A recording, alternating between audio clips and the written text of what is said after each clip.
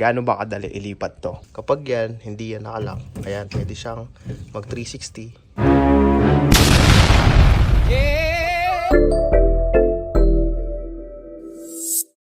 Ayun, nag-emergency evacuate kami kahapon.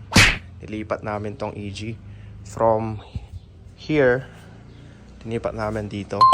Kasi kahapon umulan, baka kasi bumaha dito biglang bagsak ang tubig eh. Magpantay yan dito, mapuno ng tubig dyan.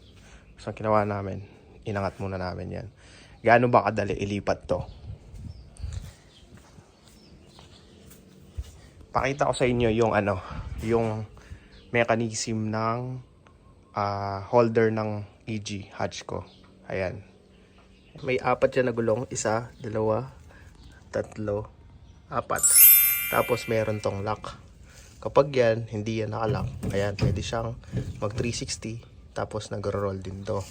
Pag dinalock mo yan, kahit ikaw lang mag-isa, ayan, isang kamay lang nalock ko. Hindi na mag 360 yan at di na rin mag-roll. Ngayon, yung apat na yan nakalock na. Yan. Ang purpose ng 360 para mamanibra mo siya ng madali. Ganito namin siya linipat. Let's go!